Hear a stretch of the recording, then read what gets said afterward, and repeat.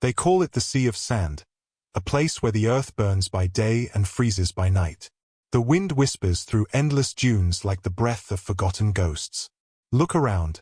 Nothing but golden waves, cresting and falling in a timeless dance.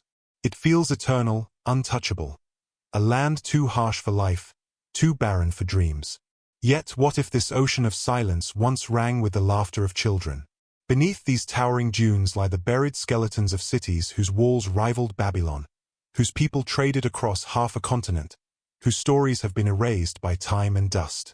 Imagine a caravan winding through the dunes, camels swaying beneath the blazing sun. They believe this desert is unchanging, but they are wrong. 1,000 generations ago, where they now tread across lifeless plains, rivers once ran, wide and sparkling. Forests shaded the land, and rainfall was as steady as a beating heart. The Sahara was green, alive, and within that green world rose civilizations whose names we scarcely remember. Picture a city on the banks of a vanished river. Children splashing in the shallows, fishermen casting nets from reed boats, traders haggling over glass beads, copper, gold. Their languages are lost to time, their monuments swallowed by shifting sands. But they were here. They lived here. Now their bones, their pottery, their tools, their secrets lie hidden beneath 1,000 feet of silence. How did they vanish? What colossal forces turned their paradise into a furnace? Was it climate, war, the slow decay of trade routes? Or was it something far stranger, written in the stars or whispered in prophecy? Or perhaps they simply forgot to pay the gods their due, and the gods, like so many landlords, evicted them from Eden. The truth is far more complex. As archaeologists brush away the sands grain by grain, the Sahara begins to speak again, telling us stories of a lost human chapter so grand, so surprising, it challenges everything we thought we knew about Africa's past. So the next time you see those endless dunes rolling to the horizon, remember, you are not looking at emptiness. You are gazing upon a graveyard of kingdoms, a sun-scorched tomb holding the echoes of humanity's forgotten dreams. This is not just a desert. This is the stage upon which empires were born, flourished, and died, and where, even now, the ghosts of history are waiting to be heard. Imagine, for a moment, a Sahara where green stretched farther than the eye could see. Herds of grazing antelope roamed beneath towering acacia trees, and great rivers flowed, carving lifelines through a landscape rich with promise. Hard to picture? And yet, just a few thousand years ago, this was no desert. This was paradise. For so long, we have gazed upon the Sahara as a place of merciless sand, an ocean of heat and bone-dry winds. But its story did not begin in drought and despair. In fact, it was once a thriving crossroads, lush, fertile, and filled with life. How did this transformation happen? Why did green turn to gold, and then to endless dust? To answer that, we must travel back to what scientists call the African humid period, a remarkable epoch that began around 12,000 years ago. The planet was emerging from the grip of the last ice age, and with the melting of colossal glacier came a shift, monsoon rains driven north by subtle wobbles in Earth's orbit.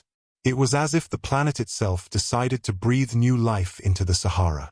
Rain fell, season after season, feeding rivers that still slumber today beneath the sands. Great lakes were born, the largest, Lake Megachad, spread over an area larger than all of modern Germany, teeming with fish, birds, and crocodiles. It is almost unthinkable today, but in these ancient days, people fished where now only dust devils dance. Look closer, and you will see the marks they left behind. Rock paintings hidden in caves and on cliff faces, beautiful, vivid images of cattle, giraffes, elephants, and even boats. Boats, in the Sahara. These are no hallucinations. They are memories etched in stone, echoes of a time when water was so abundant that humans adapted their lives around it. Across this green Sahara, nomadic herders and hunter-gatherers formed social networks, carrying stories and skills from oasis to oasis. Imagine a caravan, not crossing golden dunes as we think of today, but instead moving through lush grasslands, following herds across broad, open savanna. A very different picture, is it not? Yet beneath this abundance lay a ticking clock. Around 8,000 years ago, the climate began to turn. Slowly, relentlessly, Earth's orbit shifted again, nudging the monsoons southward. Rain retreated. Rivers shrank. Grasslands withered. A great desiccation had begun, too slow for a single generation to see, yet unstoppable across centuries. One cannot help but wonder what those early Saharan people thought as their lakes dried and their cattle perished. Did they pray to gods for the rain to return? Did they curse the angry sky? We may never know their prayers, but we can read their desperation in the archaeological record.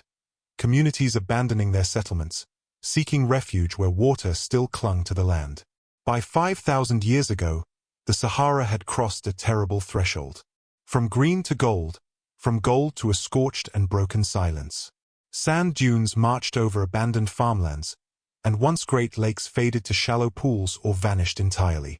And so the Sahara was reborn, no longer a fertile garden, but the vast, sun-beaten desert we know today. But in this apparent ending, there was also a beginning. As the land dried, people fled toward the Nile, toward the Sahel, toward the highlands of what is now Libya and Algeria. They carried with them their knowledge of cattle, their artistry, their stories. These migrations, forced by climate, would eventually spark the rise of new societies on the desert's edges. Some would lay the first foundations of pharaonic Egypt, others would plant the seeds of powerful Saharan trade cultures. So perhaps, if we look deeply enough, we can see that even the desert was once a cradle, a crucible that forged human resilience, testing ingenuity and courage generation after generation. The lost civilizations of the Sahara were not lost because they were weak. They were lost because the earth itself changed, rewriting the rules of survival. In their footprints, we find inspiration. The will to adapt, the strength to rebuild, the art of moving on when the world itself shifts beneath your feet. It is humbling to imagine. Rivers now buried, lakes now gone, forgotten green kingdoms lying beneath the dunes. As if the Sahara guards its memories in silence, waiting for us to listen. And that is precisely what we must do. Listen. Because the echoes of these lost civilizations are still there, beneath the sand, beneath the stone, waiting to tell their story. And our journey is only just beginning. In a world where we now see only endless sand, there once pulsed the vibrant lifeblood of entire civilizations. Empires lost, yet never fully forgotten. The Sahara, today a sea of silence, was once a cradle of ingenuity, culture, and surprising connectivity. How could such thriving societies have blossomed in a place that seems so merciless? And what secrets still sleep beneath these golden dunes? Let us journey back thousands of years to an age when the Sahara was alive with human ambition. Among the first to etch their mark on this land were the Garamantes. Centered in what is now southwestern Libya, these desert lords forged a kingdom whose sophistication would have stunned their European contemporaries. Imagine a network of underground water channels reaching deep below the burning sand, tapping hidden aquifers to irrigate precious gardens. The Garamantes built prosperous towns, harnessing water in ways that turned the desert itself into an ally.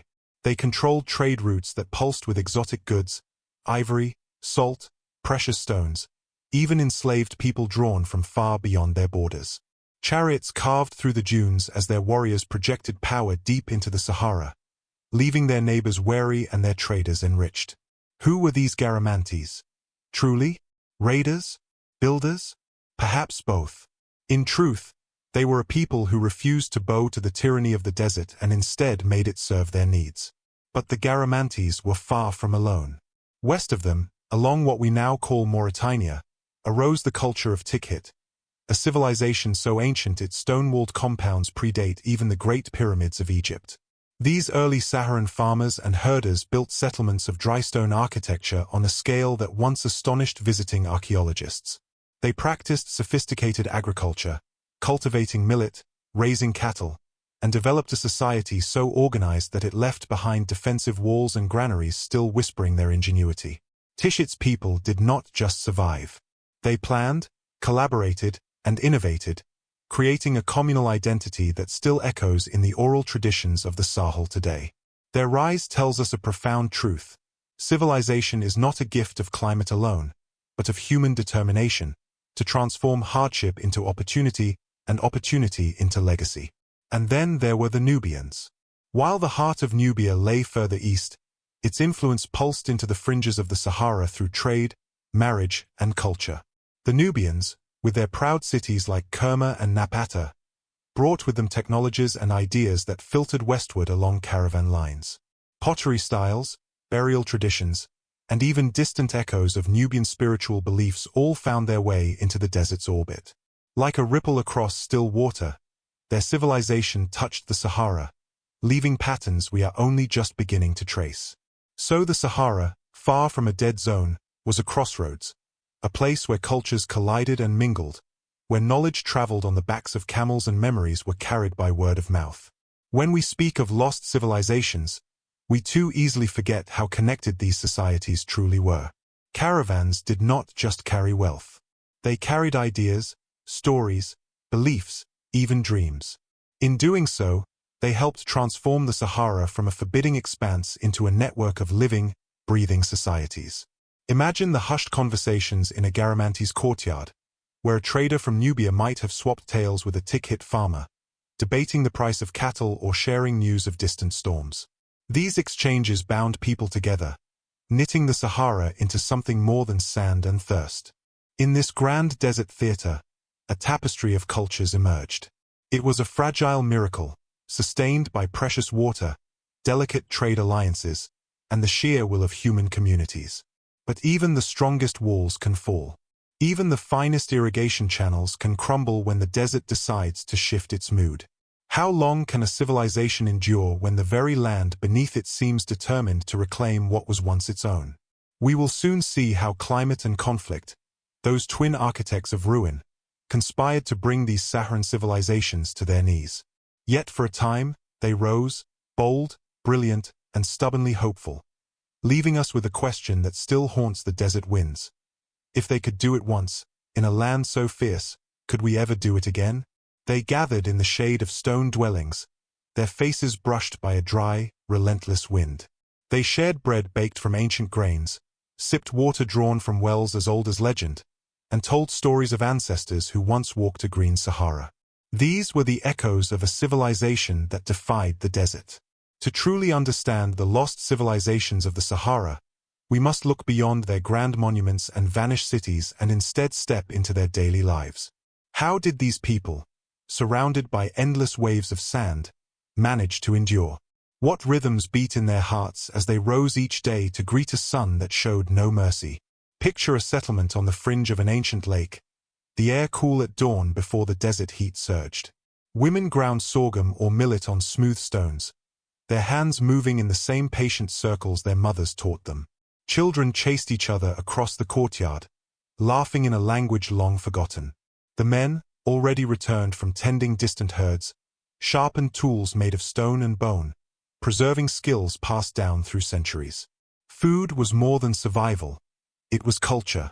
Archaeological finds hint at carefully stored grains, fermented drinks, even traces of honey, a golden sweetness in a land otherwise so severe. Each bite, each sip, a small act of resistance against the desert's hunger. Their homes, often built from mud brick or carved into rocky outcrops, were marvels of adaptation. Thick walls offered cool refuge from the punishing sun. Roofs woven from palm fronds or acacia spoke of ingenuity and resourcefulness.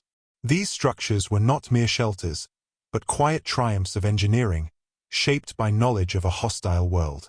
Art was woven into their daily routine.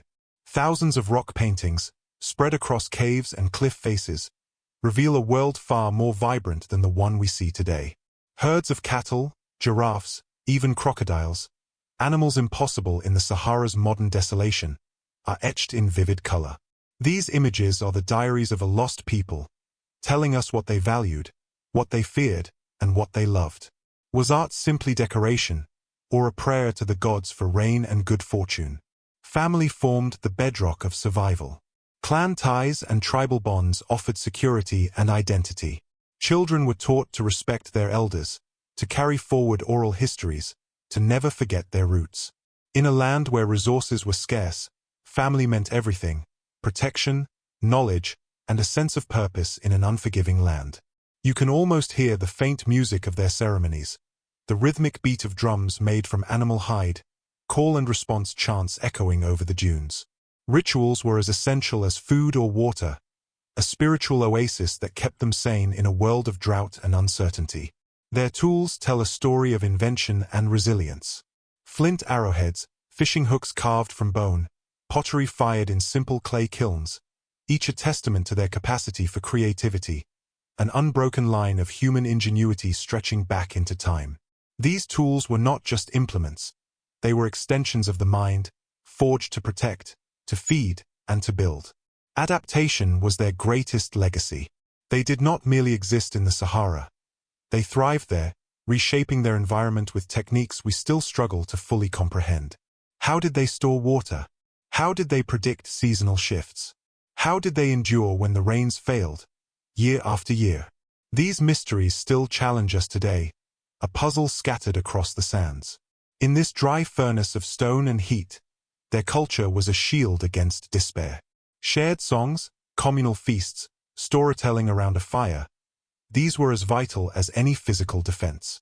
They bound communities together, giving meaning to an existence balanced always on the knife edge of disaster. Some evidence even suggests trade networks reaching astonishing distances. Beads, seashells, metal goods moving across the Sahara in long, slow caravans. Imagine a caravan crossing golden dunes, led by skilled guides who knew the stars better than any compass. These were the arteries of a living, breathing civilization, defying isolation in the vast emptiness of the desert. Surely they laughed. A joke told in the flickering lamplight, a child's prank, a playful argument over a game scratched in the dust. Even in such a punishing land, humanity's spark refused to be extinguished. Their resilience deserves awe. These people did not merely react to nature. They negotiated with it, bartered with it, sometimes even dared to challenge it. Their culture, rich with symbols, rituals, and traditions, was the ultimate declaration that the Sahara could not crush the human spirit. As we stand among their scattered ruins and trace the fading lines of their paintings, we do more than remember them, we celebrate them. The lost civilizations of the Sahara were not defined by what they lacked, but by how brilliantly they lived. But if daily life held such remarkable resilience, what then brought it to an end? What forces beyond their control could sweep away centuries of triumph and leave only silence behind? In our next chapter, we will follow the winds of change, and the shifting sands that buried not only cities but entire worlds. In these seas of sand, where the horizon is as restless as the wind, ancient peoples once wove tapestries of kinship, power, and faith that anchored them against the harsh Sahara. For these lost civilizations, survival meant far more than mastering water and trade.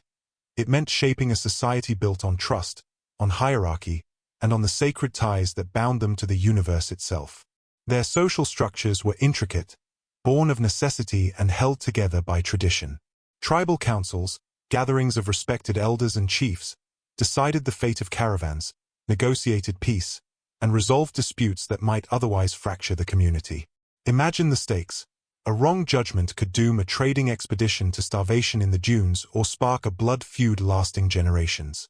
Yet authority was not always absolute. Leaders often ruled by consensus, guided by the wisdom of ancestors and stories passed down through the centuries. Picture those hushed desert nights, when the tales of forebears reminded each tribe of who they were and what they must protect. Within these tribal societies, a hierarchy emerged. Nobles and merchant elites presided over vast trade routes, while skilled artisans carved their living from desert resources.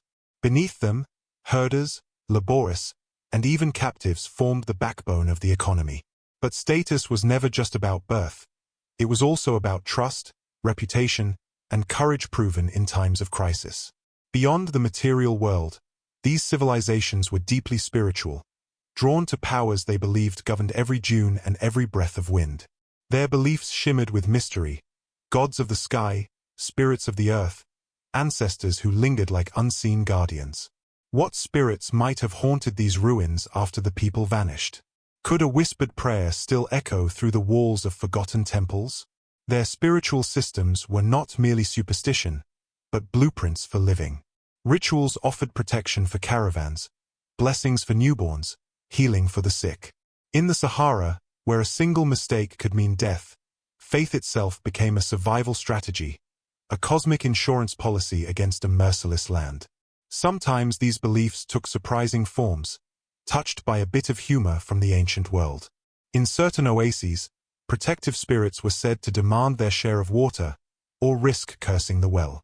Perhaps even gods needed a drink in a land where water was life. Together, leadership and faith created a sense of cosmic belonging, an unbroken circle linking the living to the dead, the past to the future. It gave purpose to merchants crossing endless dunes, to shepherds tending half-wild herds, to artisans shaping beads and copper trinkets that would journey across continents. What happens to a people when their beliefs fade, their elders fall silent, their gods no longer hear their prayers? Do they vanish completely, or do they live on in the stories, half buried in the sand, waiting for us to listen?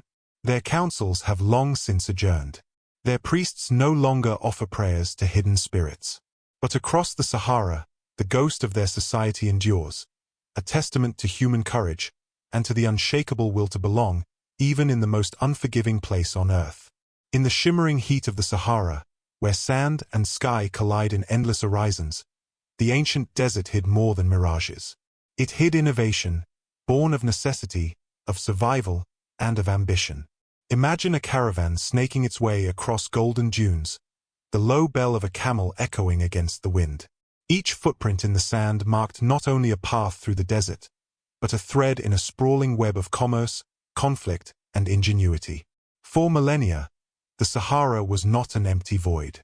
It was a living artery, pulsing with merchants, soldiers, engineers, and dreamers, all shaping its story with grit and brilliance. These desert civilizations mastered trade, warfare, and technology, forging a legacy that reached far beyond the shifting dunes. How could anything thrive in such a ruthless environment? The answer lay in an engineering triumph, the mastery of desert travel. Civilizations like the Garamantes constructed elaborate water channels, tunneling beneath the burning sands to tap hidden aquifers. These irrigation wonders turned bone-dry oases into lush trading posts, feeding life into the arteries of the desert. And so the Sahara became a bridge, not a barrier. From Roman provinces in the north to kingdoms south of the Niger, traders ferried gold, salt, slaves, ivory, and exotic goods over thousands of miles. Imagine the hush of night as a caravan leader counted his wares beneath a cold desert moon, carrying fortunes destined to transform entire kingdoms. Merchants exchanged more than goods. They carried language, ideas, and culture across the dunes. The Saharan trade networks were the silent couriers of knowledge, linking Africa with the Mediterranean and even faraway Arabia. The Sahara was no dead land. It was the beating heart of connection. But wherever there is wealth, there is conflict. The Sahara's riches drew the eyes of warriors and sparked innovations in military strategy. How does one wage war in a place where water itself is a weapon? Saharan warlords learned to harness the desert as both shield and sword. Raiders struck with lightning speed, vanishing into the dunes before their enemies could react. Armies adapted to the scorching sun, using loose formations, quick strikes, and knowledge of hidden wells to outlast their foes. Some civilizations developed unique desert fortresses, simple on the outside but with sophisticated layouts, traps, and water caches that turned them into near-impenetrable redoubts. Siege them, and you might die of thirst before they ran out of water. Metalwork played its part too. As trans-Saharan trade flourished, so did the flow of iron, bronze, and eventually steel. Smiths forged blades strong enough to cleave camel hide, light enough to carry on endless marches, and symbols of status that made chieftains into kings. The desert does not forgive mistakes. Their military knowledge became as honed as their blades, for in the Sahara, the difference between a great general and a dead one was measured in how you managed your water, your men, and your nerve. Behind these triumphs of commerce and conflict stood something even more remarkable: engineering. Consider those underground water channels again, stretching for miles. Dug by hand through blistering stone and sand, they transformed the desert from death trap to breadbasket. With them, fields of dates and wheat blossomed, feeding cities that might otherwise never have existed. Or look to their road networks, carefully chosen pathways across dunes, memorized in oral tradition, passed down from guide to guide for centuries. These were the highways of their time, invisible to the untrained yet vital to the movement of armies, goods, and culture. While Europe still struggled with primitive metallurgy, desert artisans perfected bronze-cast jewelry, iron tools, and even early forms of steel weaponry, thanks to or arriving through trade routes from West Africa. The Sahara may have looked barren, but beneath the surface lay a workshop of innovation. And what of their impact on the wider world? Imagine a Roman merchant arriving at the southern frontier of empire, finding Garamanti traders offering salt in exchange for manufactured goods. Or a Berber chief, eyeing Saharan iron blades, knowing these weapons could change the destiny of his people. From the Mediterranean to the Sahel, from Nubia to Carthage, these desert civilizations connected worlds that otherwise might never have met. They were more than nomads or wanderers. They were engineers, soldiers, merchants, innovators, desert peoples whose legacy spread like a ripple across continents. Their roads, their irrigation systems, their forged weapons, their tactics of desert warfare, all found echoes in civilizations beyond the sands. Their knowledge traveled as surely as their caravans, carried on camelback and woven into legend. Today, the Sahara feels eternal, a place untouched by time. But if you listen closely, perhaps you can still hear the echoes. The hammer of a blacksmith, the song of a caravan guide, the distant beat of war drums. Can a desert truly swallow a civilization? Or does it merely preserve its bones until we are ready to remember? These questions haunt the dunes, as they should. Beneath the silent sands lie stories of triumph, of ingenuity, of human will refusing to be buried. Imagine a mighty settlement once alive with voices, colors, and dreams, now reduced to a scatter of bleached stones beneath an endless sky. How could a thriving civilization vanish into the sands? Was it a failure of courage, or simply the cruel arithmetic of nature? Throughout history, the Sahara has witnessed the rise and fall of great societies. Cultures that tamed its oases, built vast trading networks, and etched their mark upon its dunes. But eventually, even these ingenious desert masters faced forces beyond their control. Picture a once bustling caravan route, its water wells drying one by one as a relentless sun grew hotter each year. Dust devils spun where children once played. Climate change, a phrase that feels modern, was just as real 1,000 years ago. A shifting pattern of monsoon rains, a deepening drought, slowly tightening its grip around these fragile cities. Rivers shrank, pastures failed, and famine crept over the land like a silent predator. How long can any society survive when the earth itself turns against it? But nature was not the only threat. As water and pasture grew scarce, desperate neighbors turned on each other. Raids became invasions, alliances crumbled, warriors on horseback swept across these golden seas of sand, eager to control what little remained. Behind them came the echoes of steel and flame. Imagine the fear as raiders descended on a settlement, smoke rising, marketplaces shattered, families forced to flee deeper into the unforgiving desert. A single night of violence could wipe out centuries of prosperity. Yet even where blades could not reach, unseen enemies did. Diseases, carried along the very trade routes that had once brought riches, now spread like wildfire. With no immunity to new plagues, entire communities withered away. The roads that had been lifelines turned into highways of death. Picture a healer in a clay brick house, praying desperately over a feverish child, knowing the sickness was unstoppable. Outside, the desert watched silently, indifferent to human suffering. Perhaps the most tragic culprit was the people themselves. As cities grew, they demanded more wood for building, more animals to graze, more water for crops. Wells were dug deeper, trees were felled, soils exhausted. The environment cracked under the burden. What had once been a delicate balance turned into collapse. Isn't it haunting to think that human ingenuity, the very thing that built these civilizations, might also have destroyed them?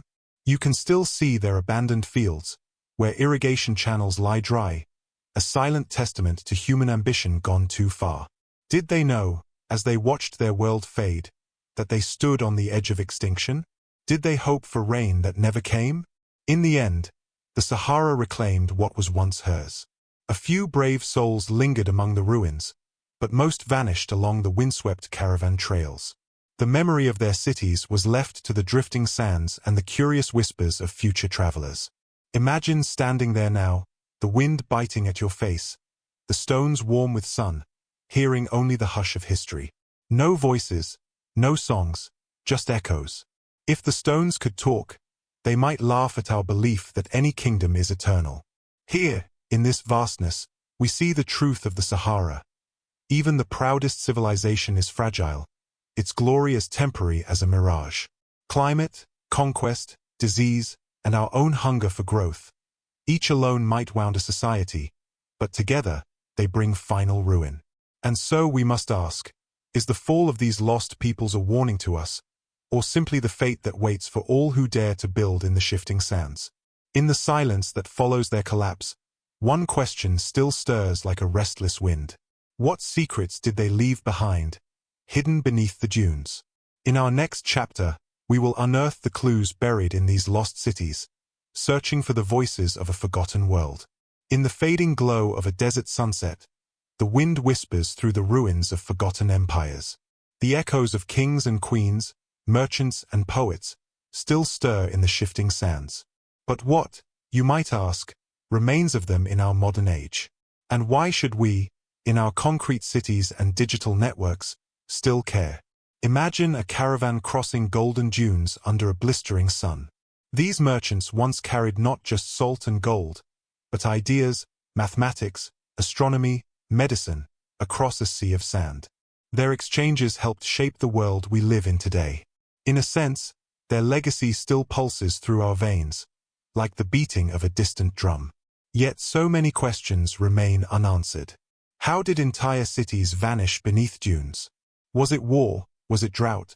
Was it something far more complex? A failure to adapt, perhaps, to a changing world? Modern archaeologists are turning to satellites and ground-penetrating radar, peeling back layers of time with breathtaking precision. What once seemed forever lost is re-emerging, grain by grain, under their careful eyes. But the desert guards its secrets jealously. There are legends of vast cities still hidden beneath the Sahara, awaiting rediscovery. Myth, maybe. But then again, not so long ago, Timbuktu itself was thought to be merely a traveler's fantasy. As we scan the shifting sands from orbit, we begin to see ancient riverbeds, the ghostly trails of trade routes, the patterns of walls and streets, all mapped from space. It is a strange irony that only by rising above the earth can we truly see what lies beneath it. And so, we ask ourselves, what lessons do these vanished civilizations leave us? Perhaps they warn of the perils of overusing resources, or ignoring climate change. Perhaps they speak of resilience, of cultural brilliance that can flourish even in the harshest environment. Or perhaps, most haunting of all, they remind us that no civilization, however powerful, is immune to the hand of time. Picture an ancient oasis, now dry and lifeless, where once children laughed and merchants traded news of the wider world. It is a sobering image. And yet, isn't there also a faint note of hope? If these lost worlds can rise again through the patient work of archaeologists, then maybe our own modern societies can learn, adapt, and avoid their fate. What will we leave behind for the archaeologists of the future? Glass and steel skeletons? Plastic islands drifting in the oceans? Or something more enduring, more worthy of remembrance? It is a question that reaches across centuries, from the ruins of Garamantian citadels to the crowded streets of our megacities today. The story of the Sahara is not finished. It lives on in every artifact uncovered, every ancient text deciphered, every grain of sand brushed away by gentle hands. As science grows more powerful, as drones, lidar, and artificial intelligence sweep over these forgotten lands, perhaps the desert's final secrets will at last come into view. Until then, the sands keep their counsel, and we can only wonder how many more stories lie hidden, just waiting to be told. As the winds sweep across the silent sands, they carry with them echoes of a question older than any monument. Can a civilization ever truly last? The Sahara, once teeming with life, culture, and dreams, now lies entombed beneath layers of shifting dunes. In the ruins of Garamantian citadels, In the dry riverbeds where children once laughed, there is a haunting lesson. No society is invincible. Imagine a caravan crossing golden dunes at dawn, unaware that their entire way of life was destined to be swallowed by climate and time. Does this mirror our own journey? We, too, build gleaming cities, weave global networks, and place our faith in progress. But how different are we, truly, from those who once ruled these vanished kingdoms? Are we prepared to face our own storms, be they of sand or of our own making? If the Sahara's civilizations could speak, would they warn us about the perils of ignoring a changing environment? Would they remind us that prosperity can vanish in a single generation? Pause for a moment. Picture the grand marketplaces of the past. Merchants bartering spices, children chasing each other through alleyways, poets praising the rains. All of it gone, not through war, but through the quiet, unstoppable march of desertification. And yet, even in their downfall, these lost peoples left us clues. How to adapt, how to endure, how to listen to the land itself. They shifted their settlements, reimagined trade routes, tried to change with the climate. Though many failed, they still offer us lessons in resilience.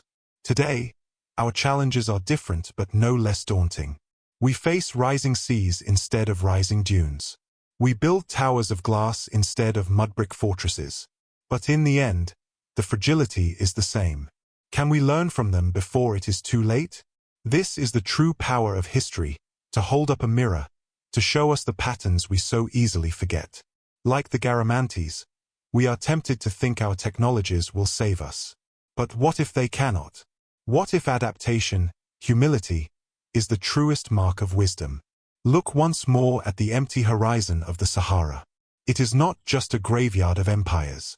It is a warning, etched in stone and sand, for every age yet to come. As we leave these buried cities behind, let us carry their final gift. The understanding that no civilization is eternal, but that knowledge, if we choose to heed it, might just be. After all, the desert remembers. And so must we. What if the sands could speak? What would they tell us of lost kings, vanished gods, and forgotten cities swallowed by time? Across the endless, sun-scorched sea of dunes, the Sahara still keeps its secrets. Beneath the shifting sands lie echoes of empires, of ancient traders who once led their camel caravans under burning skies, of lost engineers who built walls of stone before the desert took them back. Their voices are faint, but they have not been silenced. Imagine a forgotten temple, half buried in ochre dunes, its carvings telling a story no living tongue remembers. Or a clay jar, shattered, yet still holding grains of millet older than the first pharaohs of Egypt. These fragments of civilization wait patiently, hidden beneath the wind's restless touch, hoping for a witness who will listen. It is easy to think the Sahara is dead, that nothing could survive in such an unforgiving land. But the truth is far more dramatic. Life adapts. Memory endures. Mysteries refuse to die. Each discovery, no matter how small, adds a brushstroke to a grand portrait still incomplete. So who will be the next to follow the desert's call? To step onto that golden sea? To search for clues lost for 1,000 years? As long as curiosity burns in the human heart, these ruins will never be fully forgotten. Somewhere out there, beneath the blazing sun and star-choked skies, the Sahara is still guarding truths that might change how we see the past and ourselves. Perhaps a new explorer, a new dreamer, will one day decipher them. Until then, the dunes will whisper, waiting. If this journey through the mysteries of the desert has inspired you, there is so much more to discover together. Subscribe to Ghost of History, and join us as we uncover the wonders of the past, one forgotten story at a time. After all, history never really dies. It simply waits to be found.